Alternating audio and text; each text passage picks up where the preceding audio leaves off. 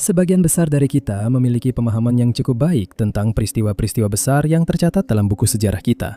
Tetapi ada beberapa peristiwa sejarah yang lebih samar dan tampaknya tidak memiliki penjelasan logis. Diharapkan seiring waktu dan semakin banyak penelitian yang dilakukan, kita akan belajar lebih banyak tentang kasus-kasus ini dan beberapa jawaban akhirnya akan ditemukan. Nomor 20. Letusan Minoa di Thera. Sebuah peristiwa dahsyat yang menghancurkan sebuah pulau sudah lama sulit untuk dipastikan tanggal pastinya, meskipun perkiraan saat ini adalah sekitar tahun 1600 sebelum Masehi. Penentuan tanggal sangat penting untuk secara akurat menentukan dampak letusan terhadap berbagai masyarakat kuno dan untuk memberikan penanda kronologis, seperti lapisan puing-puing bagi temuan arkeologi lainnya. Sebuah studi tahun 2025 memang tidak menentukan tahun pastinya, tetapi studi tersebut memperjelas hubungan letusan itu dengan kronologi Mesir kuno. Sebelumnya, tanggal 1600 sebelum Masehi dikaitkan dengan kerajaan Mesir awal, dan beberapa orang menghubungkan dampak letusan tersebut dengan prasasti badai besar yang bertanggal 1550 sebelum Masehi. Namun, menyelaraskan secara tepat peristiwa Mesir dengan fenomena eksternal sangatlah menantang, terutama selama periode menengah yang kurang terdokumentasi. Dengan menggunakan penanggalan karbon pada material yang terkait dengan dinasti ke-17 dan ke-18, serta benda-benda dari letusan Thera, para peneliti menemukan bahwa letusan Thera terjadi lebih dulu daripada benda-benda kerajaan baru. Studi tersebut menyarankan bahwa dinasti ke-18 yang dimulai dengan Ahmose dimulai sekitar tahun 1539 sebelum Masehi, bukan 1580 sebelum Masehi. Hal ini memperpanjang periode menengah ketiga dan menempatkan letusan Thera di dalamnya. Akibatnya, para Fir'aun terkenal dari kerajaan baru akan berinteraksi dengan kelompok Minoa yang lebih akhir, yang berpotensi mengubah pemahaman kita tentang pertukaran budaya. Meskipun tanggal pastinya masih menjadi misteri, penelitian ini menegaskan bahwa letusan Thera terjadi sebelum dinasti Ahmose memerintah Mesir. Nomor 19. Selama berabad-abad, para arkeolog telah menemukan beberapa artefak menakjubkan yang tampaknya tidak memiliki penjelasan. Beberapa ditemukan di tempat-tempat yang paling tak terduga. Tempat artefak itu seharusnya tidak berada, sementara yang lain dibuat oleh orang-orang yang belum pernah kita dengar sebelumnya. Beberapa dikatakan mengandung kutukan, dan yang lain menggambarkan hewan serta benda-benda yang belum bisa kita identifikasi, sehingga membuat sebagian orang percaya bahwa artefak tersebut diciptakan oleh makhluk dari dunia lain atau peradaban yang telah hilang di telan waktu. Lalu ada juga artefak-artefak yang dikatakan berhantu atau dirasuki oleh entitas jahat. Laporan-laporan seperti ini biasanya dianggap dengan skeptis, namun banyak pengunjung di bagian Mesir Museum Manchester tetap bersikeras bahwa salah satu artefak yang dipamerkan di sana memiliki kehendak sendiri. Benda yang dimaksud adalah sebuah patung pemakaman dari Kerajaan Tengah yang dipajang di dalam kotak kaca di museum tersebut. Awalnya, benda itu dianggap hanya sebagai salah satu dari ratusan artefak Mesir kuno yang telah ditemukan selama bertahun-tahun. Namun suatu hari, semua itu berubah. Pada Februari 2013, kurator museum Campbell Price sedang memimpin rombongan tur di bagian Mesir ketika ia melihat sesuatu yang aneh dan seharusnya tidak mungkin terjadi. Patung kecil itu yang disebut Nabsenu dulunya akan dikuburkan bersama Fir'aun pada zaman kuno, karena diyakini bahwa patung itu akan menjadi wadah kedua bagi roh Fir'aun jika muminya hancur. Perlu dicatat bahwa mumi dan patung kecil itu disumbangkan ke museum pada tahun 1933, dan sejak saat itu keduanya disimpan terpisah satu sama lain. Pada hari yang dimaksud, Price terkejut ketika ia melihat artefak itu menghadap ke arah yang salah, dan ia tidak punya penjelasan mengapa hal itu terjadi. Dia bertanya kepada seluruh staf di museum apakah ada yang memindahkannya, tapi tidak ada seorang pun yang melakukannya.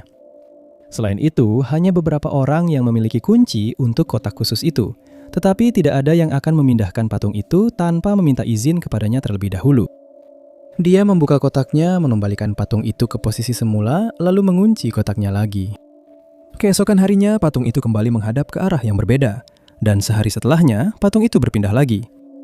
Dia percaya pasti ada penjelasan logis untuk hal ini, seperti getaran yang tidak bisa dirasakan olehnya maupun para pengunjungnya. Tapi tidak ada artefak lain di dalam kotak yang sama yang bergerak sedikit pun. Dan Pak Price pun dibuat bingung. Karena diduga seseorang telah masuk ke dalam kotak itu, sebuah kamera diarahkan ke sana, dan kamera itu akan mengambil foto setiap menit. Ketika gambar-gambar itu ditinjau, staf museum terkejut menemukan bahwa artefak tersebut berputar dengan sendirinya, sementara artefak lainnya tetap diam sempurna. Ada yang menyarankan bahwa rotasi itu bisa saja disebabkan oleh perbedaan gesekan, yang tentu saja merupakan penjelasan yang masuk akal. Tetapi Price tetap skeptis. Dia melaporkan bahwa patung kecil itu telah ditempatkan di kotak yang sama selama beberapa waktu dan tidak pernah dipindahkan sebelumnya. Yang tidak akan terjadi jika jenis gesekan seperti ini yang menjadi penyebabnya. Banyak ahli telah memberikan pendapat tentang teori ini, tetapi tidak ada yang bisa menjelaskan mengapa artefak itu tiba-tiba mulai berperilaku seperti ini, padahal sebelumnya selalu tetap diam di tempatnya. Patung itu masih dipajang hingga hari ini untuk siapa saja yang ingin melihatnya, jika mereka cukup berani tentu saja. Nomor 18. Hampir 200 tahun yang lalu, 129 pria menghilang tanpa jejak saat mencari jalur barat laut yang legendaris. Sejak saat itu, nasib ekspedisi Franklin menjadi misteri yang mengganggu, dan banyak orang telah mencoba memecahkannya. Meskipun gambaran umum tentang akhir yang mengerikan itu kini telah diketahui, masih banyak bagian yang hilang dari teka-teki yang sedang coba disusun oleh para sejarawan. Pada tahun 2024, satu bagian baru dari teka-teki itu ditemukan ketika satu jenazah yang terkait dengan ekspedisi tersebut akhirnya berhasil diidentifikasi. Ekspedisi Franklin adalah sebuah misi untuk menemukan jalur barat laut, yaitu rute laut yang menghubungkan Samudra Atlantik dan Samudra Pasifik di sebelah utara Kanada. Banyak orang telah mencoba menemukannya sebelumnya, dan pada tahun 1845 giliran Sir John Franklin. Dia membawa 2 kapal, Erebus dan Terror, ke wilayah utara yang membeku, namun mereka tidak pernah kembali. Seiring berjalannya waktu, keluarga dan teman-teman para pelaut yang hilang menekan pemerintah untuk mencari orang-orang tercinta mereka yang hilang. Kampanye tersebut dipimpin oleh istri Franklin, dan akhirnya sebuah misi penyelamatan pun dikirimkan. Pada tahun 1859, sebuah ekspedisi menemukan tumpukan batu di Pulau King William dengan sebuah catatan suram di dalamnya. Pesan itu ditulis oleh James Fitzjames, wakil komandan di kapal Erebus. Catatan itu mengungkapkan bahwa Franklin telah meninggal dunia, dan kedua kapal tersebut terjebak di es. Setelah melewati beberapa musim dingin, para awak kapal terpaksa meninggalkan kapal dan berjalan melintasi es untuk mencari muara Black River. Seiring waktu, lebih banyak jenazah ditemukan di sepanjang rute itu, dan masyarakat Inuit setempat dapat memberikan lebih banyak informasi. Mereka menggambarkan pria-pria kurus kering yang memakan rekan-rekan mereka yang telah gugur saat mereka berjuang untuk bertahan hidup. Sisa-sisa jenazah yang ditemukan kemudian dikuburkan kembali, dan baru pada tahun 1990-an, jenazah itu ditemukan kembali oleh para peneliti yang menyelidiki nasib ekspedisi Franklin. Ada 2 kelompok utama sisa-sisa jenazah, yang kemudian digali dan dipelajari dengan hati-hati. Mereka kemudian dikuburkan kembali di sebuah tumpukan batu peringatan. Meskipun diketahui bahwa para pria itu adalah bagian dari ekspedisi tersebut, identitas pasti mereka tetap menjadi misteri. Lebih dari 100 pelaut masih hidup ketika Fitzjames menulis pesannya di Pulau King William. Tampaknya tidak satu pun dari mereka yang selamat dalam perjalanan ke Sungai Beck. Namun, siapa yang gugur dan kapan itu terjadi tidak diketahui. Pada tahun 1990-an, tidak ada yang bisa digunakan untuk mengidentifikasi para pria itu selain DNA. Sebuah studi pada tahun 2013 mengumpulkan DNA dari berbagai jenazah dan mulai membandingkannya dengan kerabat yang diketahui. Pada tahun 2021, kecocokan pertama ditemukan ketika satu set jenazah diidentifikasi sebagai John Gregory, seorang insinyur di kapal HMS Erebus. Tidak ada keturunan lain yang memberikan DNA yang cocok dengan jenazah manapun. Namun setelah putaran pertama tes ini, seorang keturunan baru berhasil diidentifikasi. Mereka adalah sepupu tingkat 2 yang terpaut 5 generasi dari Fitzjames, keturunan garis laki-laki langsung dari kakek buyut Fitzjames. DNA baru tersebut dibandingkan dengan sisa-sisa jenazah dan ditemukan kecocokan. Fakta bahwa Fitzjames adalah seorang perwira tinggi dalam ekspedisi tersebut membuat penemuan ini menjadi temuan yang menarik.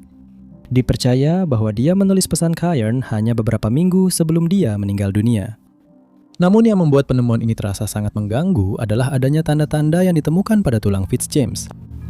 Tidak seperti sisa-sisa jenazah John Gregory, ada tanda-tanda jelas bahwa sisa-sisa jenazah Fitzjames telah dipotong-potong setelah dia meninggal dunia. Dia telah dimakan saat rekan-rekan tentaranya menggunakan apapun yang mereka bisa untuk bertahan hidup. Dan ini menegaskan bahwa masih ada orang lain yang masih hidup ketika Fitzjames meninggal dunia. Ini juga mengungkapkan bahwa pangkat saja tidak cukup untuk menghentikan para pria itu memakannya.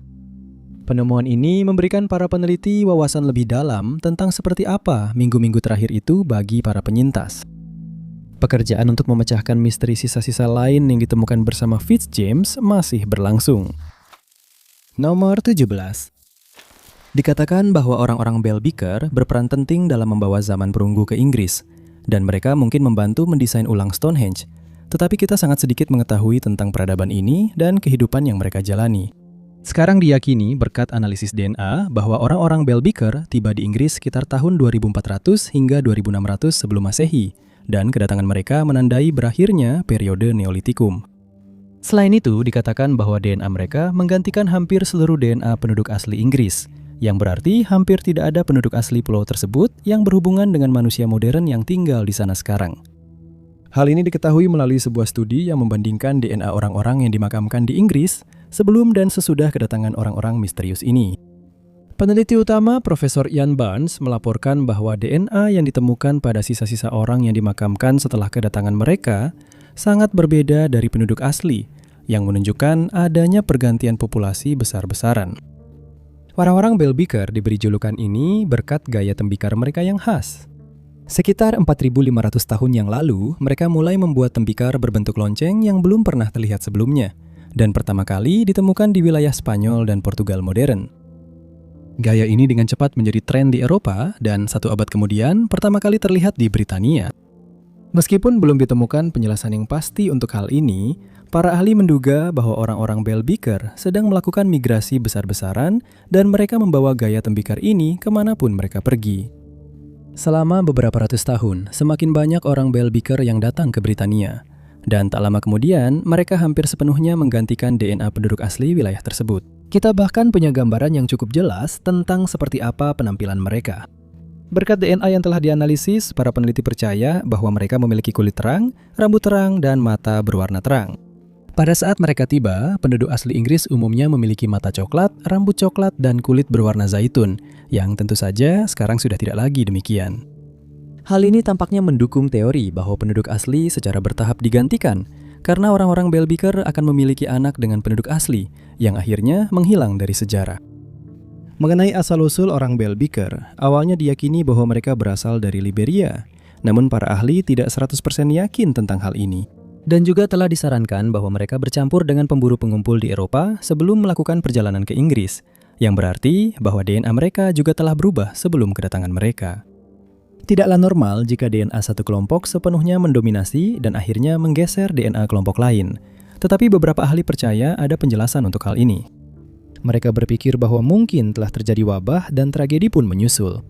Sangat mungkin bahwa orang-orang Belbeker kebal terhadap efek penyakit tersebut, sedangkan orang Briton asli tidak. Dengan demikian, orang-orang Belbeker akan terus berkembang, sementara orang Briton menyerah pada wabah, sehingga DNA mereka berkurang selama bertahun-tahun. Bahkan telah diduga bahwa mereka mulai menggunakan Stonehenge dan banyak situs Neolitikum lainnya yang telah dibangun di Britania. Dan mereka mungkin ikut andil dalam mendesain ulang monumen terkenal itu, meskipun hal ini belum terbukti. Mereka memperkenalkan kerajinan logam, panahan, dan gaya tembikar khas mereka kepada penduduk asli di Britania. Jika ada dari semua ini yang terbukti benar secara pasti, hal itu bisa mengubah buku-buku sejarah seperti yang kita kenal selama ini. Namun untuk saat ini, kita masih punya banyak hal yang harus dipelajari tentang orang-orang Belbeker kuno ini. Nomor 16. Cendekiawan Tiongkok secara historis mendokumentasikan peristiwa astronomi seperti bintang tamu. Pada tahun 1408, salah satu objek terang seperti itu muncul di langit malam selama sekitar 10 hari di dekat Bima Sakti. Deskripsi singkatnya membuat para ilmuwan modern kesulitan mengidentifikasinya dan mempertanyakan keasliannya. Misteri itu terpecahkan pada tahun 2025 dengan ditemukannya sebuah prasasti rinci tahun 1408 untuk kaisar dari Biro Astronomi Kekaisaran. Prasasti itu menggambarkan benda tersebut seperti lampu, cawan minyak di dekat rasi bintang Niandao, dengan warna kuning murni, halus, dan terang. Deskripsi positif ini kemungkinan dipengaruhi oleh kebutuhan untuk menyampaikan pertanda baik kepada kaisar. Para astronom modern sekarang percaya bahwa benda yang diam dan tidak berubah ini adalah sebuah supernova, yaitu ledakan bintang seperti yang menciptakan nebula kepiting pada tahun 1054 yang juga dicatat oleh para astronom Tiongkok. Sementara sisa-sisa dari peristiwa tahun 1408 belum teridentifikasi, para ilmuwan sedang meneliti wilayah yang sudah diketahui. Kemungkinan termasuk Psyche Vulpeculae. Dan mengidentifikasi nova dan supernova kuno ini membantu ilmu pengetahuan modern memahami sejarah dan masa depan objek-objek langit. Nomor 15. Pada tahun 1400-an dan 1500-an, keluarga bangsawan Corte Real yang berasal dari Spanyol dikenal memiliki kecintaan untuk menjelajahi lautan dunia. Dua putra keluarga tersebut, Gaspar dan Miguel, mewarisi kecintaan ini dari ayah mereka, João Vaz Corte Real. Gaspar dikatakan sebagai petualang sejati di antara keduanya, karena ia tumbuh besar dengan mendengar cerita tentang negeri-negeri yang jauh dan ia dengan cepat belajar membaca peta. Keinginannya untuk berpetualang semakin besar karena penemuan-penemuan yang telah dilakukan oleh penjelajah lain pada tahun 1500 yang mencakup jalur perdagangan baru, benua baru, wilayah baru, dan ras-ras yang belum pernah mereka lihat sebelumnya. Sebagai orang dewasa, Gaspar dipilih oleh Raja Manuel yang pertama dari Portugal untuk bergabung dengan penjelajah lain dalam menemukan wilayah-wilayah baru. Dan pada pelayaran perdananya, dia mungkin telah mencapai Greenland meskipun teori itu masih menjadi perdebatan. Dia mengklaim bahwa sebelum dia dan anak buahnya bisa menginjakan kaki di daratan, cuaca buruk memaksa mereka untuk kembali. Tetapi dia benar-benar berniat untuk kembali dengan lebih banyak orang. Setelah dia mengumpulkan sekelompok besar penjelajah pada tahun 1501, dia berlayar lagi, kali ini dengan 3 kapal. Ketika mereka sampai di daerah itu, mereka menghadapi kesulitan karena kondisi yang penuh es. Kapal-kapal itu tidak dirancang untuk menembus es, jadi Gaspar memutuskan untuk mengubah arah, dan diyakini bahwa rombongan itu mendarat di Newfoundland atau mungkin Labrador. Ekspedisi itu telah berhasil, dan Gaspar membawa sekitar 60 orang yang tinggal di daerah ini kembali bersamanya ke Portugal. Namun sesuatu yang tidak kita ketahui terjadi di perjalanan, karena 2 kapal lainnya tiba dengan selamat, tetapi kapal Gaspar tidak ditemukan dimanapun. Miguel tidak bisa menerima bahwa saudaranya begitu saja menghilang, dan karena dia juga menyukai petualangan, serta telah dijanjikan sebagian dari tanah yang ditemukan, dia memutuskan untuk melakukan pencarian terhadap Gaspar. Pada tahun 1502, dia mengumpulkan sekelompok pelaut baru dan dengan 3 kapal berlayar dari Lisboa. Dia kembali menuju ke daerah di mana saudaranya terakhir kali terlihat, yang berarti dia dan anak buahnya harus melintasi perairan es yang sama seperti yang pernah ditemui Gaspar dan krunya. Hal ini ternyata tidak menjadi masalah besar karena mereka sampai di daerah tersebut tanpa banyak kesulitan. Namun kemudian, Miguel melakukan kesalahan fatal. Dia memutuskan bahwa mereka perlu menjelajahi wilayah lebih luas dengan lebih cepat dan memerintahkan ketiga kapal untuk berpisah. Mereka sepakat untuk bertemu di suatu tempat pada pertengahan Agustus tahun itu, dan 2 kapal memang tiba, tetapi kapal Miguel hilang, sama seperti kapal saudara-saudaranya.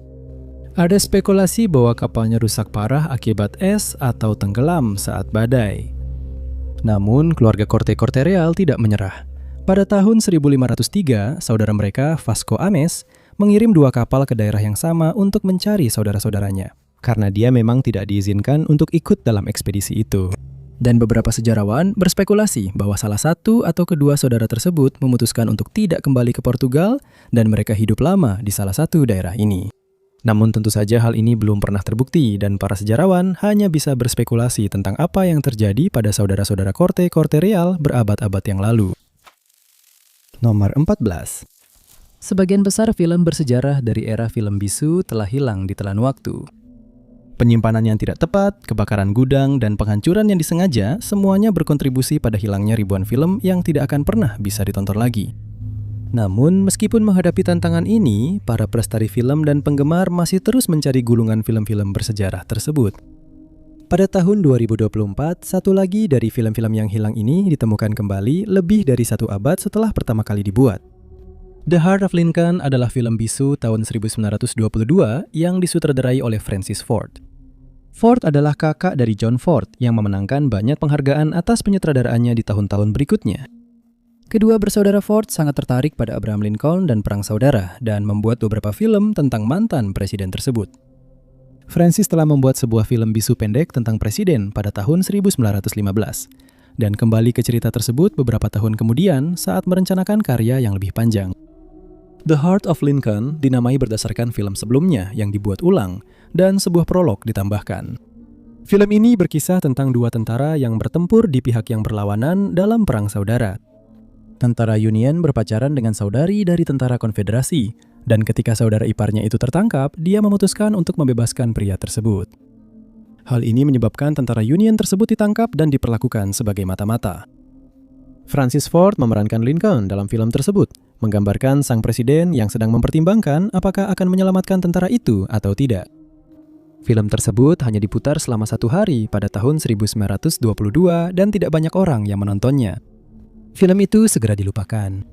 Ford terus membuat banyak film lagi, tetapi ia lebih dikenal sebagai seorang aktor. Dia kalah tenar dari adik laki-lakinya oleh adik laki-lakinya. Salah satu alasan mengapa film era bisu sangat langka saat ini adalah karena bahan yang digunakan untuk membuatnya. Film nitrat sangat rapuh dan bisa hancur jika tidak disimpan dalam kondisi yang tepat. Selain itu, bahan tersebut juga sangat mudah terbakar. Hal ini menyebabkan banyak kebakaran gudang. Yang paling terkenal adalah kebakaran studio MGM tahun 1965 yang menghancurkan banyak film bersejarah. Bagaimana tepatnya Heart of Lincoln bisa hilang tidak diketahui, tetapi fakta bahwa film itu hanya diputar selama 1 hari menunjukkan bahwa tidak banyak salinan yang dibuat sejak awal. Sepertinya kecil kemungkinan film itu akan pernah ditemukan kembali. Tetapi pada tahun 2024, seorang magang di perpustakaan stok rekaman membuat penemuan luar biasa. Dan Martin adalah seorang mahasiswa pelestarian film yang sedang magang di Historic Films Archives di Long Island. Menjelang akhir masa magangnya, dia dikirim ke ruang penyimpanan untuk memilah beberapa film yang disumbangkan. Sekumpulan gulungan film menarik perhatiannya. Gulungan-gulungan itu relatif terawat dengan baik meskipun usianya sudah tua dan tampaknya merupakan sesuatu yang istimewa. Setelah memeriksa film itu, dia menyadari bahwa ini adalah film tahun 1922 yang hilang. Putra Ford tampil dalam film itu sebagai seorang tentara.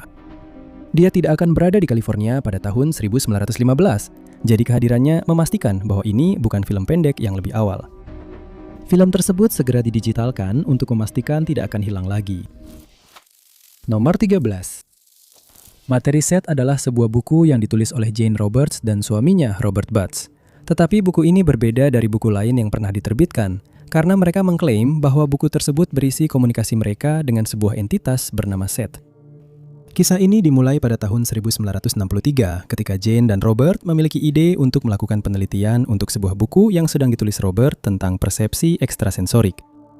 Mereka membeli papan Ouija dan mulai bereksperimen untuk melihat apakah rumor tentang papan ini benar adanya. Mereka tidak tahu bahwa hidup mereka akan berubah selamanya. Pada tanggal 3 Desember tahun itu, mereka mulai berbicara dengan sebuah entitas laki-laki yang mengaku bernama Seth.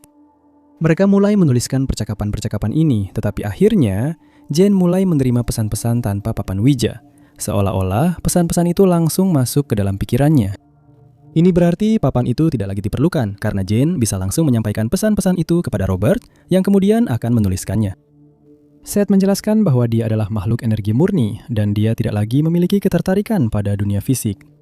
Dia menambahkan bahwa dia telah menyelesaikan semua reinkarnasinya di bumi dan sekarang dia hidup di alam eksistensi yang berbeda.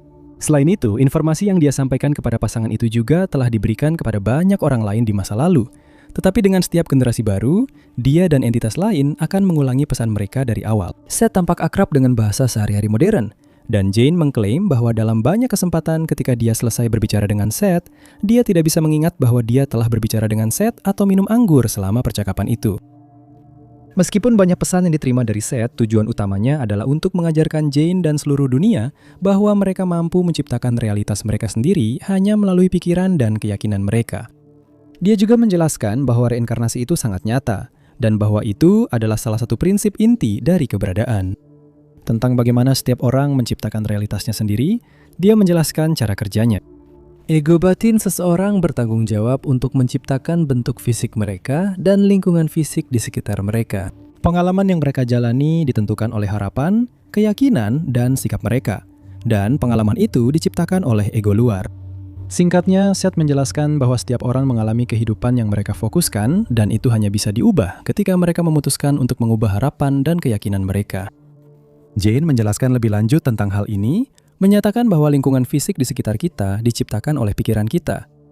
Pikiran-pikiran ini kemudian diisi dengan energi yang berasal dari pikiran banyak orang dan peristiwa-peristiwa yang kita alami, baik sebagai kelompok maupun individu, diciptakan dengan cara yang sama, melalui pikiran dan energi. Selain itu, Seth mengklaim bahwa tidak ada awal atau akhir dari realitas dan berjanji bahwa siapapun yang mengikutinya akan mengalami kesadaran yang berubah dan petualangan yang tidak pernah mereka bayangkan sebelumnya. Sesi-sesi ini berlanjut selama 21 tahun lagi hingga Jane meninggal pada tahun 1984. Sementara banyak orang percaya bahwa Seth sebenarnya tidak pernah ada, banyak juga yang menemukan kebijaksanaan dalam tulisan-tulisan Jane karena mereka merasa bahwa buku-bukunya mengubah cara berpikir mereka tentang dunia menjadi lebih baik. Nomor 12. Kentang adalah makanan pokok penting di seluruh dunia, yang diperkenalkan ke Eropa dari Amerika Selatan, di mana umbi yang bergizi ini membantu mengurangi kelaparan. Dibudidayakan di dekat Danau Titicaca 7.000 tahun yang lalu, evolusi kentang liar lama membingungkan para ilmuwan karena tampaknya berhubungan dengan dua kelompok tanaman yang berbeda. Sebuah studi baru memecahkan misteri ini. Kentang secara genetik mirip dengan kelompok tanaman E. tuberosum yang tidak memiliki umbi, serta tomat yang juga tidak memiliki umbi. Penelitian menemukan bahwa kentang berevolusi langsung dari keduanya. Jutaan tahun setelah berpisah dari nenek moyang yang sama, spesies tomat dan spesies E. tuberosum kawin silang sekitar 9 juta tahun yang lalu menciptakan nenek moyang kentang modern. Hibrida ini, meskipun induknya tidak memilikinya, mengembangkan umbi. Para ilmuwan menemukan bahwa hibrida tersebut mewarisi gen dari E. tuberosum yang mengontrol pertumbuhan batang bawah tanah dan gen dari tomat yang mengaktifkan pertumbuhan umbi, memungkinkan batang tipis menjadi kentang yang besar dan bulat.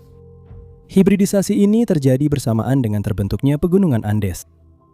Lingkungan yang menantang memberikan keuntungan bagi umbi yang menyimpan air dan nutrisi. Perkembangan ini kemungkinan besar memungkinkan kentang untuk tumbuh subur dan beragam selama jutaan tahun hingga manusia mulai membudidayakannya dengan hati-hati untuk memastikan tingkat racun yang rendah dan hasil panen yang tinggi. Nomor 11. Jika Anda bertanya kepada orang sembarang di jalan siapa yang mereka yakini menemukan Amerika, 99% orang akan menjawab dengan nama Christophorus Columbus. Inilah yang diajarkan kepada kita di sekolah dan oleh buku-buku sejarah. Tetapi menurut beberapa sumber, sebenarnya orang Wales lah yang pertama kali sampai ke benua itu. Pada tahun 1170, Owain Gwynedd adalah penguasa sebuah county seremonial di Wales bernama Gwynedd. Dan dia masih dianggap sebagai salah satu raja terbaik dan terpenting yang pernah dimiliki negara itu. Beberapa kali, Owain dan Raja Henry II dari Inggris terlibat pertikaian mengenai kemerdekaan dan perluasan wilayah Wales, karena Henry berfokus untuk merebut kembali Wales untuk Inggris. Akhirnya, Henry dikalahkan oleh Owain dan sekutunya di Wales, yang dibantu oleh cuaca buruk pada hari itu.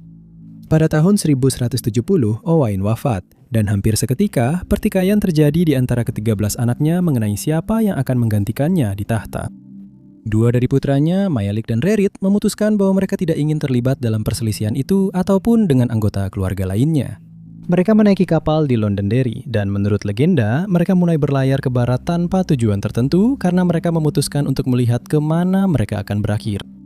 Mereka berlayar melintasi Samudra Atlantik dan akhirnya tiba di benua Amerika. Mereka memutuskan bahwa mereka perlu membagikan penemuan ini kepada orang-orang mereka. Jadi Medok berlayar pulang untuk merekrut lebih banyak pria.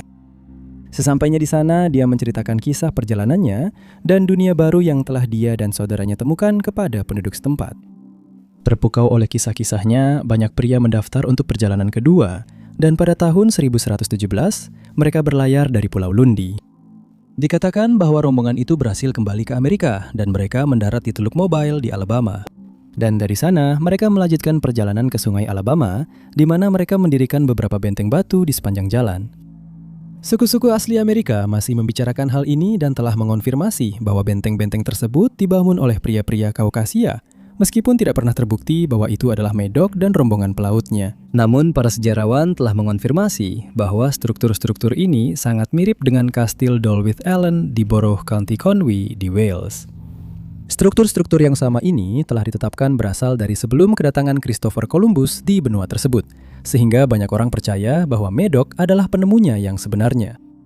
Baik Medok, Rerit maupun para pengikut mereka tidak pernah terlihat lagi, dan telah berspekulasi bahwa mereka memutuskan untuk tetap tinggal di Amerika, di mana mereka mulai hidup sebagai bagian dari suku asli.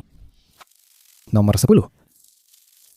Saat ini sudah diketahui secara luas bahwa wabah pes yang menghancurkan Eropa pada abad pertengahan disebarkan oleh kutu yang dibawa oleh tikus. Namun, dalam beberapa tahun terakhir, para arkeolog telah menemukan bahwa bakteri yang menyebabkan wabah tersebut telah menginfeksi manusia ribuan tahun yang lalu. Namun, bagaimana penyakit zaman perunggu ini menyebar jauh lebih misterius. Penelitian baru mungkin akhirnya telah memberikan pencerahan atas pertanyaan itu. Sekitar 4.000 tahun yang lalu, saat periode Neolitikum akhir berubah menjadi zaman perunggu awal, banyak perubahan terjadi di seluruh Eropa dan Asia. Peternakan mulai berkembang dan kuda liar telah dijinakkan. Beberapa kota paling awal mulai tumbuh dan ada masuknya DNA baru dari daerah stepa timur ke dalam populasi Eropa. Namun saat perubahan ini terjadi, sebuah penyakit menyebar di dua benua. Para ilmuwan masih belum tahu seberapa besar dampak penyakit tersebut. Ada kemungkinan penyakit itu lebih mirip flu daripada wabah-wabah yang terjadi sekitar 2000 tahun kemudian. Namun yang para ilmuwan ketahui adalah penyakit itu muncul di berbagai populasi di seluruh daratan tersebut. Analisis DNA pada gigi milik hingga 1000 individu dari pergantian milenium keempat dan ketiga SM menunjukkan jejak Yersinia pestis, bakteri yang sama dari wabah Justinianus dan Black Death. Namun selama ribuan tahun akan terjadi beberapa evolusi yang signifikan. Secara khusus, bakteri yang ditemukan pada gigi zaman perunggu tidak memiliki kemampuan untuk bertahan hidup di dalam kutu. Wabah yang menyebar di seluruh Eropa pada tahun 1600-an memiliki sifat yang memungkinkannya untuk bertahan terhadap asam lambung kutu, sehingga bakteri tersebut bisa hidup cukup lama untuk ditularkan dari kutu ke manusia. Sifat tersebut tidak dimiliki oleh nenek moyang dari zaman perunggu. Hal ini membuat para sejarawan menghadapi pertanyaan yang membingungkan, yaitu bagaimana penyakit tersebut bisa menyebar ke seluruh benua. Meskipun penyakit tersebut mungkin menyebar lewat migrasi manusia, penyakit tersebut tampaknya menyebar dengan sangat cepat. Jika penyakit itu menyebar dari satu pemukiman kecil manusia ke pemukiman lainnya, penyakit itu akan bermutasi dan berevolusi seiring waktu. Namun, hal itu tidak terjadi. Strain yang sama ditemukan pada kerangka-kerangka yang terpisah oleh jarak yang sangat jauh. Jarak ini terlalu jauh untuk ditempuh oleh manusia yang sakit pada zaman kuno. Ada faktor lain yang menyebarkan penyakit tersebut. Awalnya, para ilmuwan berhipotesis bahwa mungkin kuda yang menjadi penyebabnya. Hewan-hewan ini baru saja dijinakkan dan sedang diperkenalkan ke berbagai populasi pada waktu yang hampir bersamaan. Namun sejauh ini, tidak ditemukan jejak DNA Y. pestis pada kuda kuno. Namun, sebuah studi tahun 2025 menemukan bahwa hewan lain mungkin menjadi penyebabnya. Mereka menemukan jejak Y. pestis yang sama yang menginfeksi manusia pada sisa-sisa domba kuno. Domba-domba itu disembelih dan dimakan. 4.000 tahun yang lalu, itu ditemukan pada populasi yang tidak memiliki lumbung gandum yang signifikan. Tidak ada alasan mengapa tikus akan berada di sana, tetapi populasi itu memang menggembalakan domba, dan domba-domba ini bisa merumput di padang rumput luas yang bisa dikelola manusia dengan menggunakan kuda. Studi tentang infeksi kuno ini masih berlangsung, tetapi kemungkinan lebih banyak misteri ini akan segera terpecahkan. Nomor 9. Personel militer telah melaporkan melihat cahaya aneh di langit selama beberapa dekade. Dan kasus hilangnya dua pilot, Felix Moncla dan Robert Wilson yang belum terpecahkan bukanlah pengecualian. Insiden itu terjadi pada malam tanggal 23 November 1953. Menurut semua laporan, malam itu adalah malam yang penuh badai. Dan anggota Komando Pertahanan Udara Amerika Serikat yang ditempatkan dekat perbatasan Kanada menjadi curiga ketika mereka melihat sebuah pesawat mendekat di peralatan radar mereka. Awalnya diduga bahwa itu mungkin pesawat Kanada. Tetapi untuk memastikan, sebuah F-89C Scorpion diterbangkan dari pangkalan Angkatan Udara Kinross yang terdekat untuk menyelidiki.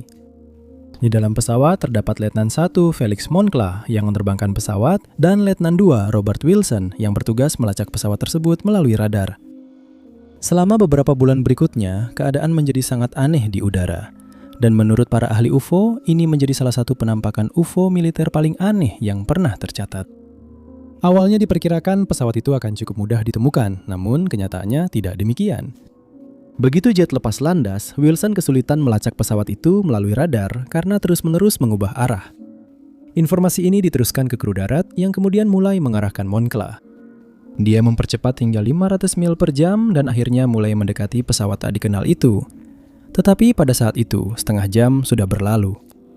Kru darat terkejut dengan kemampuan manuver pesawat lain itu dan mereka menyaksikan dengan cemas saat jet mulai mendekati sasarannya. Mereka menginstruksikan Moncla untuk turun dari 25.000 ke 7.000 kaki. Dan sekitar 70 mil dari pantai Keweenaw Point, mereka akhirnya berhasil menyusul objek tak dikenal itu. Anggota militer yang mengoperasikan radar menyatakan bahwa dua titik di layar mereka mulai saling mendekat, tetapi kemudian sesuatu yang tak terduga terjadi. Sinyal Mankla dan Wilson di layar radar tiba-tiba menghilang, menyebabkan kekhawatiran besar bagi semua orang yang terlibat. Hanya beberapa detik kemudian, pesawat kedua tiba-tiba berubah arah sebelum titiknya juga menghilang tanpa penjelasan. Pesawat lain segera dikirim ke area tersebut untuk melihat apa yang terjadi, tetapi tidak ada tanda-tanda kedua pria itu ditemukan. Pencarian dilakukan oleh Angkatan Udara Amerika Serikat, penjaga pantai, dan Angkatan Udara Kanada, tetapi tidak membuahkan hasil. Dalam laporannya kepada media, militer menjelaskan bahwa dua sinyal di radar mereka tampak menyatu pada satu titik. Setelah itu, jet mereka tiba-tiba menghilang, seolah-olah lenyap begitu saja. Namun mereka segera mengubah pernyataan itu dan mengklaim bahwa operator radar telah salah menafsirkan apa yang dilihatnya dan bahwa Moncla dan Wilson berhasil mencegat objek tersebut, yang ternyata adalah pesawat C-047 Angkatan Udara Kanada. Mereka juga mengklaim bahwa pesawat tersebut telah terbang sekitar 30 mil dari jalur yang seharusnya ke wilayah udara terbatas. Ketika ditanya tentang Wilson dan Moncla, mereka berspekulasi bahwa pilot tiba-tiba mengalami vertigo yang menyebabkan pesawat jatuh ke danau superior saat kedua pria itu sedang kembali ke pangkalan setelah berhasil menyelesaikan misi mereka. Militer Kanada menyatakan bahwa itu adalah rekayasa karena mereka tidak menerbangkan pesawat apapun malam itu. Dan selain itu, istri Moncla awalnya diberitahu bahwa dia jatuh ke danau, lalu kemudian diberitahu bahwa pesawatnya meledak di udara. Setiap penyebutan tentang misi khusus ini dihapus dari catatan militer, dan insiden tersebut tidak pernah dijelaskan sepenuhnya. Banyak orang percaya bahwa ini adalah pertemuan dengan pesawat luar angkasa, tetapi apakah itu benar atau tidak, kemungkinan besar akan tetap tidak diketahui oleh publik karena tidak ada catatan tentang misi ini yang benar-benar ada. Nomor 8. Selama beberapa dekade, sebuah sarkofagus tanpa tulisan yang tersembunyi di sudut makam Mesir kuno telah membingungkan para ahli Mesir kuno. Diduga bahwa sarkofagus ini milik seorang pelayan atau anggota keluarga Firaun yang dimakamkan di dekatnya. Namun, sebuah penemuan tak sengaja saat membersihkan makam mengungkap jawaban yang jauh lebih menarik atas misteri tersebut. Tanis pernah menjadi ibu kota Mesir kuno. Terletak di delta Nil, kota ini menjadi penting selama periode menengah ketiga Mesir. Pekerjaan arkeologi yang luas pada tahun 1930-an mengungkapkan makam-makam yang menyaingi makam-makam di lembah para raja yang lebih terkenal. Penemuan-penemuan yang dibuat mengubah pemahaman kita tentang dinasti ke-21 dan ke-22. Di antara makam-makam yang ditemukan, ada satu untuk Firaun Osorkon yang kedua. Osorkon naik tahta pada tahun 872 sebelum Masehi dan merupakan bagian dari dinasti ke-22. Makamnya telah dijarah pada zaman kuno, tetapi sarkofagus granitnya masih tertinggal bersama dengan beberapa kendi kanopik. Ini sudah cukup bagi para arkeolog untuk mengidentifikasinya, tetapi ini bukan satu-satunya sarkofagus yang ditemukan. Satu lagi ditemukan di salah satu ruang depan. Itu adalah sarkofagus besar yang terbuat dari granit dan sama sekali tidak memiliki prasasti. Tidak ada juga kendi kanopik yang tersisa di ruangan itu. Ini berarti tidak ada cara bagi para arkeolog untuk memecahkan misteri siapa yang pernah dimakamkan di sana. Seiring waktu, sarkofagus tanpa nama itu terlupakan. Beberapa makam akan berisi jenazah pejabat penting atau anggota keluarga, dan inilah dugaan terbaik tentang siapa pemilik sarkofagus itu. Dalam beberapa tahun terakhir, para ahli Mesir kuno telah memusatkan perhatian mereka pada upaya melestarikan apa yang tersisa dari Tanis. Ini melibatkan upaya pembersihan situs-situs baik di atas maupun di bawah tanah, dan sebuah tim arkeolog dikirim ke makam Osorkon sebagai bagian dari tugas tersebut. Saat membersihkan sebuah area di sudut ruang misterius itu, mereka menemukan sekumpulan patung Ushabti. Patung-patung kecil ini seharusnya mewakili para pelayan yang akan membantu orang yang dimakamkan di alam baka. Sekitar 225 patung kecil ini ditemukan di sudut ruangan, tertata rapi dan tertutup lapisan lumpur. Sepertinya patung-patung itu tidak pernah terganggu selama ribuan tahun. Yang paling penting, patung-patung itu bertuliskan rujukan pada Shishak yang ketiga. Shishak adalah penerus Osorkon dan memerintah selama sekitar 40 tahun. Dia naik tahta pada masa yang penuh gejolak dan harus melawan berbagai penuntut tahta. Pada akhirnya, dia keluar sebagai pemenang dan dikenal karena jejak arsitektur yang ia tinggalkan di kota itu. Patung Ushabti, bersama dengan beberapa prasasti terfragmentasi lainnya yang ditemukan, tampaknya menunjukkan bahwa sarkofagus misterius itu milik Shishak. Ini memang masuk akal, Tetapi yang membuat penemuan ini sangat menarik adalah kenyataan bahwa para ahli Mesir kuno sebenarnya sudah menemukan makam Shishak yang ketiga. Makam itu terletak di dekat situ dan juga berisi 2 sarkofagus. Namun ketika para ahli Mesir kuno melihat prasasti di makam Shishak yang ketiga, mereka menemukan referensi tentang penerusnya, Shishak yang keempat. Mereka juga menemukan bukti lain bahwa barang-barang di makam itu tidak dirancang untuk penguasa sebelumnya. Peti itu terlalu kecil untuk menampung kendi kanopitnya, dan beberapa gelar untuk dewa-dewa tidak digunakan sampai setelah makam Shishak yang ketiga dibuat. Jelas makam itu telah diambil alih oleh Shishak yang keempat dan penguasa sebelumnya tidak ditemukan. Penemuan baru ini memecahkan 2 misteri. Apa yang terjadi pada Shishak yang ketiga dan milik siapa sarkofagus misterius itu? Namun, penemuan ini juga menimbulkan jauh lebih banyak pertanyaan. Hanya penelitian lebih lanjut dan penemuan-penemuan di masa depan di Tanis yang kemungkinan besar dapat memecahkan misteri-misteri ini. Nomor 7. Selalu membuat cemas ketika ditemukan bukti bahwa seseorang yang diduga telah meninggal ternyata masih hidup di suatu tempat, tanpa diketahui oleh teman dan keluarganya. Meskipun belum pernah terbukti secara pasti bahwa Herschel Greenspan selamat dari Perang Dunia Kedua, satu foto tampaknya menunjukkan bahwa memang itulah yang terjadi. Greenspan yang berasal dari Hanover, Jerman, tidak pernah secara resmi menjadi warga negara Jerman berkat Undang-Undang Kewarganegaraan Jerman tahun 1913 yang menetapkan bahwa seorang anak yang lahir di Jerman hanya bisa mendapatkan kewarganegaraan jika kedua orang tuanya juga lahir di sana. Sebaliknya, dia menjadi warga negara Polandia bersama dengan seluruh keluarganya setelah berakhirnya Perang Dunia Pertama. Saat tinggal di Hanover, diumumkan bahwa semua orang Yahudi Polandia di Jerman akan ditangkap, dan keluarga Greenspan termasuk di antara 12.000 orang yang ditahan. Semua harta benda dan tanah mereka disita, dan mereka dipaksa untuk kembali ke Polandia dengan kereta api. Setelah mereka sampai di perbatasan, mereka harus berjalan sekitar 2 mil untuk mencapai kota. Tetapi mereka ditolak masuk dan harus tetap berada di perbatasan, di mana mereka dirawat oleh Palang Merah. Kondisinya sangat buruk dan banyak orang jatuh sakit. Greenspan tidak bisa lagi mentolerir perlakuan seperti ini, jadi dia merencanakan sesuatu yang jahat. Setelah mendapatkan sejumlah uang, dia membeli sebuah senjata api dan pergi ke kedutaan Jerman di Paris. Dia menuntut untuk berbicara dengan pejabat kedutaan, mengaku sebagai mata-mata, dan mengatakan bahwa dia memiliki informasi penting untuk disampaikan. Dia menyatakan bahwa dia hanya akan menyerahkan informasi itu kepada duta besar, yang dia sebut sebagai Yang Mulia. Tetapi dia harus puas berbicara dengan Ernst von Rath, seorang pejabat junior.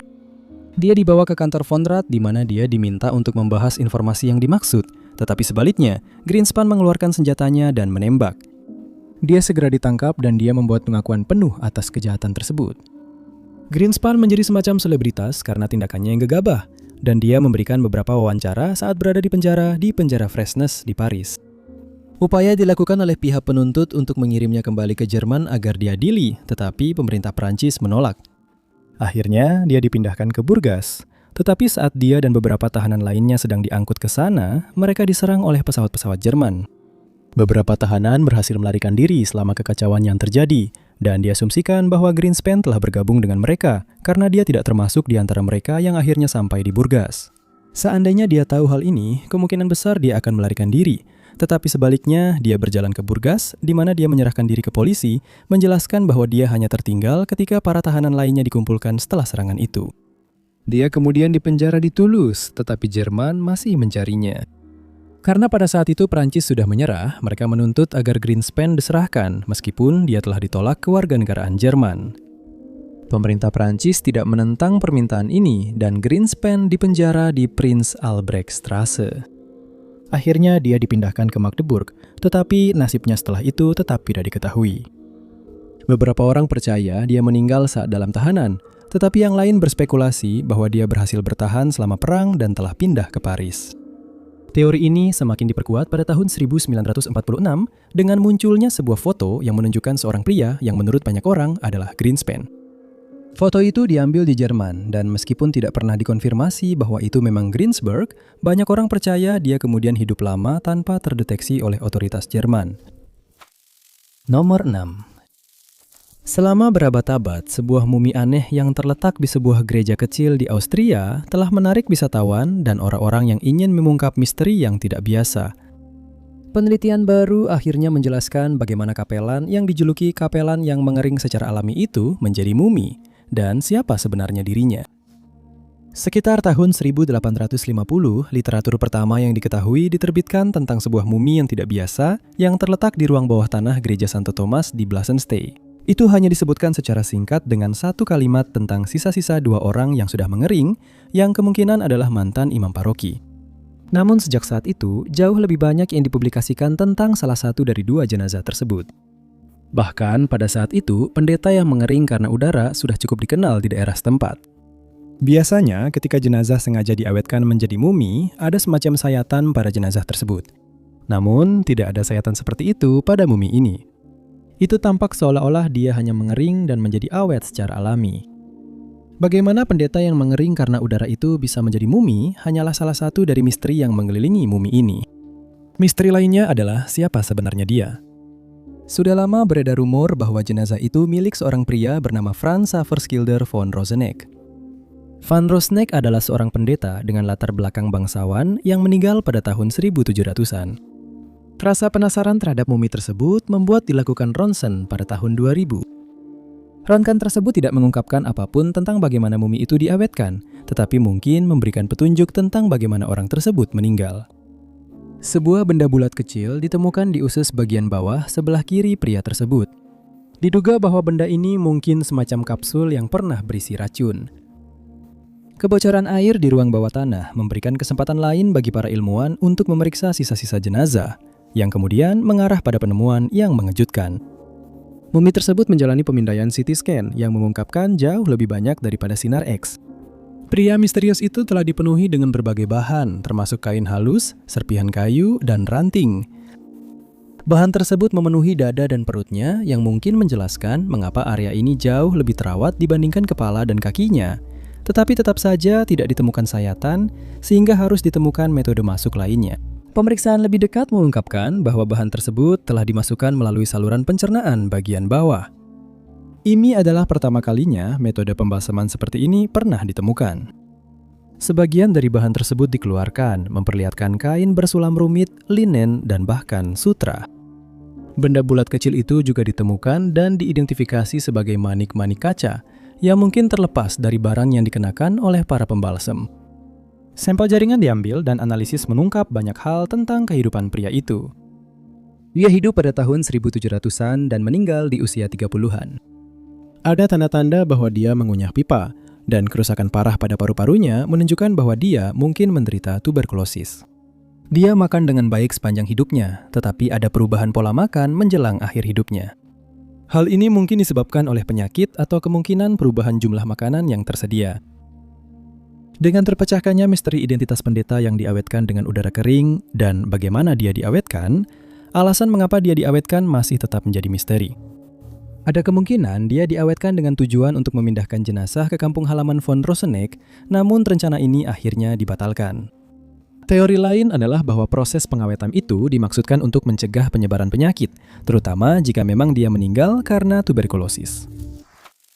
Nomor 5. Kasus membingungkan Sir Charles Kingsford Smith bermula pada tahun 1935, dan karena dia tidak pernah ditemukan, kasusnya tetap menjadi misteri Australia yang belum terpecahkan. Smith cukup terkenal selama hidupnya karena dia dianggap sebagai penerbang ahli yang memiliki banyak pesona. Karirnya ditandai dengan banyak prestasi yang belum pernah dicapai oleh siapapun sebelumnya. Seperti terbang melintasi seluruh Australia dalam penerbangan tanpa henti, terbang dari Australia ke Selandia Baru, lalu dari Australia ke London, dan menyelesaikan penyeberangan Samudra Pasifik ke arah timur untuk pertama kalinya. Semua prestasi ini sudah luar biasa dengan sendirinya, tetapi semuanya tertutupi oleh peristiwa yang terjadi pada tahun 1935. Itu dimulai pada tanggal 7 November tahun itu, ketika Smith memutuskan untuk terbang dari London kembali ke Australia. Pada saat itu, Smith atau Smithy, begitu ia dikenal oleh teman-temannya, berusia 38 tahun dan ia memutuskan untuk berbagi penerbangan dengan Tommy Petherbridge. Dan malam itu, saat matahari terbenam, mereka berdua lepas landas dengan pesawat bermesin tunggal yang bernama Lady Southern Cross. Mereka berhenti untuk mengisi bahan bakar di Allahabad, India. Setelah itu, mereka menuju ke Singapura. Mereka terlihat di udara saat terbang melewati pilot lain, Jimmy Melrose, yang langsung melaporkan penampakan itu karena dia sangat senang bisa bertemu dengan duo terkenal tersebut. Dipercaya bahwa Melrose adalah orang terakhir yang melihat Smith dan Petherbridge sebelum mereka menghilang. Perlu dicatat bahwa setelah Smith hampir kehilangan nyawanya saat terbang di atas pantai Bondi ketika masih muda, dia mengembangkan aquafobia. Ini berarti bahwa setiap kali dia terbang di atas air, dia rentan mengalami serangan panik. Namun masih belum diketahui apakah ini ada hubungannya dengan hilangnya dia. Tetapi tampaknya tidak mungkin karena dia memiliki kopilot bersamanya yang bisa mengambil alih kendali pesawat kapan saja. Ketika mereka berdua gagal tiba di tujuan mereka, banyak teori dikemukakan tentang apa yang mungkin terjadi pada mereka. Kebanyakan orang berasumsi bahwa pesawat mereka jatuh ke pepohonan tinggi di Pulau Ai di Myanmar dan ada alasan yang kuat untuk itu. Peta yang digunakan oleh Smith belum memuat pulau tersebut sehingga dia mungkin lupa bahwa pulau itu ada di jalurnya. Selain itu, salah satu kaki roda pendaratan pesawat ditemukan di pulau tersebut sekitar 18 bulan setelah pasangan itu menghilang. 3 bulan setelah mereka hilang, seorang penerbang lain melaporkan melihat beberapa pohon tinggi di pulau itu yang telah patah setengah. Tetapi karena tidak ada puing-puing lain yang ditemukan, tidak dapat dipastikan apakah hal ini disebabkan oleh kecelakaan pesawat Smith. Beberapa orang percaya bahwa roda pendaratan itu hanya terdampar di pulau tersebut dan bahwa pesawat Smith sebenarnya jatuh jauh lebih ke selatan. Sejak saat itu, beberapa orang, termasuk sejarawan Ian Mackenzie, telah mencari petunjuk lebih lanjut di pulau tersebut, tetapi tidak membuahkan hasil. Karena tidak ada lagi yang ditemukan, hilangnya Smith dan Peter Bridge tidak pernah terpecahkan, dan peristiwa yang terjadi malam itu mungkin tidak akan pernah terungkap. Nomor 4. Bahkan sebelum dicuri, Breguet 160 sudah disebut sebagai Mona Lisa dunia jam. Ketika jam itu lenyap tanpa jejak, upaya pencarian internasional pun dilakukan. Namun butuh lebih dari 20 tahun sebelum akhirnya ditemukan. Breguet 160 adalah jam tangan yang dibuat oleh Abraham Louis Breguet, salah satu pembuat jam paling berbakat pada masanya. Jam itu dipesan untuk Ratu Marie Antoinette, meskipun identitas orang di balik pemesanan ini masih menjadi misteri hingga hari ini. Breguet diberitahu untuk tidak menghemat biaya dan mengambil waktu selama yang diperlukan untuk membuat jam tangan yang paling indah dan canggih secara teknologi. Dan jam itu baru selesai pada tahun 1827 setelah baik sang ratu maupun Breguet telah meninggal dunia. Selama 100 tahun berikutnya, jam itu berpindah tangan di antara berbagai kolektor pribadi sebelum akhirnya jatuh ke tangan Vera Bryce Saloma yang mewarisi koleksi jam tangan dan jam dinding dari ayahnya. Saloma adalah seorang perawat yang menetap di Yerusalem setelah Perang Dunia Pertama. Dia mendirikan Museum Seni Islam L.A. Meyer dan menyumbangkan banyak barang, termasuk koleksi jam tersebut. Pada pagi hari tanggal 7 April 1983, staf di museum menemukan hal yang mengerikan. Telah terjadi pembobolan dan ratusan barang telah dicuri, termasuk jam tangan Marie Antoinette. Pencuri atau para pencuri tampaknya masuk melalui sebuah jendela yang ukurannya nyaris tidak cukup untuk dilewati orang dewasa. Ada 2 penjaga yang bertugas pada malam terjadinya pencurian, namun segera diketahui bahwa mereka sedang tertidur saat itu. Ada alarm, tapi alarm itu rusak. Upaya pencarian besar-besaran dimulai dan polisi menginterogasi para pencuri yang sudah dikenal. Di antara mereka ada seorang pria bernama Naaman Diller. Diller sebelumnya pernah melakukan pencurian berani di Bank Tel Aviv dan tampak seperti tersangka yang mungkin. Namun, paspornya menunjukkan bahwa dia sedang berada di luar negeri pada saat kejahatan itu terjadi. Dengan sedikit petunjuk yang bisa diikuti, kasus ini menjadi dingin. Itu berlangsung sampai tahun 2008 ketika museum dihubungi oleh seorang pengacara. Dia bekerja atas nama seorang wanita di Amerika yang ingin tetap anonim. Dia memiliki banyak jam tangan curian itu dan ingin menjualnya kembali ke museum. Sebuah kesepakatan diatur dan jam tangan Marie Antoinette adalah salah satu yang dikembalikan. Polisi segera mengetahui tentang kesepakatan itu dan sebuah penyelidikan pun dimulai. Wanita itu terungkap sebagai Nili Shemrat, janda dari Diller. Diller mengakui kejahatan itu tak lama sebelum dia meninggal dan meninggalkan harta simpanannya kepada Nili Shemrat. Dengan jam tangan kembali dipamerkan, satu-satunya misteri yang tersisa adalah mengapa Diller melakukan kejahatan itu. Dia hanya menjual beberapa dan para penyelidik percaya kemungkinan besar dia hanya ingin membuktikan bahwa dia bisa melakukannya. Nomor 3. Pada awalnya, daftar Raja Sumeria dianggap hanya berisi makhluk dan tokoh dari mitologi peradaban itu. Namun temuan-temuan berkat analisis DNA mungkin membuktikan sebaliknya, sehingga menambah misteri pada penemuan aneh ini. Nama pertama dalam daftar tersebut berasal dari 226.000 tahun yang lalu, yang mungkin terdengar aneh karena para sejarawan tidak percaya bahwa peradaban sudah ada pada masa itu. Diperkirakan bahwa peradaban Sumeria baru dimulai pada tahun 5400 sebelum Masehi dan berakhir 600 tahun kemudian. Oleh karena itu, fakta bahwa daftar raja dimulai ratusan ribu tahun sebelumnya membuat para sejarawan kebingungan. Berikut ini adalah daftar nama raja yang memerintah Sumeria hingga tahun 1817 sebelum Masehi. Nama-nama tersebut ditulis dalam bahasa Sumeria seperti yang diharapkan, dan nama-nama ini terukir pada tablet tanah liat yang ditemukan di Mesopotamia kuno yang sekarang dikenal sebagai Irak Selatan. Daftar tersebut ditemukan selama beberapa penggalian di wilayah itu pada abad ke-20, dan fragmen pertama ditemukan oleh ilmuwan Jerman Amerika Hermann Hilprecht. Dia menemukan penemuan itu pada akhir tahun 1900-an, dan setelah melakukan banyak penelitian, dia menerbitkan temuannya pada tahun 1906. Pada tahun 1911, Jean Vincent Scheele menemukan lebih banyak fragmen, dan selama bertahun-tahun, 18 fragmen berhasil ditemukan dari bawah tanah. Itu juga menceritakan tentang banjir besar, sangat mirip dengan yang dijelaskan dalam Alkitab, yang terjadi di daerah itu ribuan tahun yang lalu. Namun, masih belum diketahui apakah ini merupakan kisah fiksi atau catatan sejarah. Yang membuat daftar Raja Sumeria begitu aneh adalah kenyataan bahwa beberapa raja yang disebutkan sebelum banjir besar ini dikatakan memerintah masing-masing selama ribuan tahun, yang seharusnya tentu saja mustahil. 8 dari raja yang disebutkan memerintah selama total 341.200 tahun, yang menyebabkan beberapa orang berpendapat bahwa daftar tersebut fiktif atau menceritakan mitologi dari era tersebut.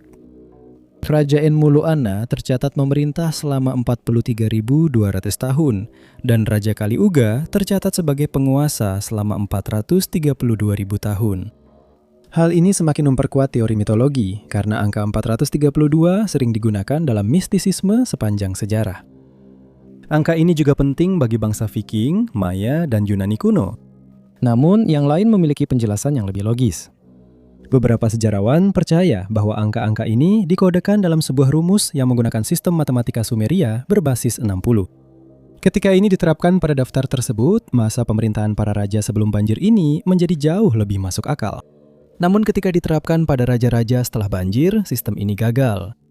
Menurut daftar tersebut, setelah air bah surut, kerajaan Sumeria turun dari langit dan sebuah kota baru bernama Kish didirikan. Beberapa raja yang disebutkan setelah periode ini adalah Nangish Nungislishma yang memerintah selama 670 tahun dan Zukakip yang menjadi raja selama 900 tahun.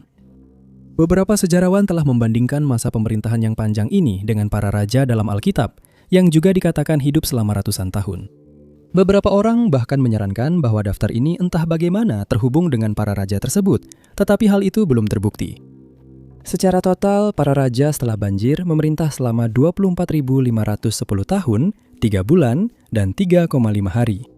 Kemudian kekuasaan kerajaan berpindah ke Uruk dan beberapa wilayah lain di Irak modern. Seiring daftar tanggal berlanjut, masa pemerintahan setiap raja menjadi lebih singkat, kecuali beberapa lagi yang tercatat memerintah selama berabad-abad. Untuk waktu yang lama, diyakini bahwa bangsa Sumeria menciptakan peradaban manusia pertama di dunia. Namun berkat tes DNA yang dilakukan pada sampel yang diserahkan oleh seorang pria bernama Albert Perry, ia diberitahu bahwa DNA-nya dapat ditelusuri kembali ke seorang nenek moyang yang hidup sekitar 338.000 tahun yang lalu. Hal ini dianggap mustahil dan masih dianggap mustahil oleh banyak orang. Oleh karena itu, banyak orang tetap bersikeras bahwa para raja dalam daftar ini benar-benar mungkin hidup selama ribuan tahun.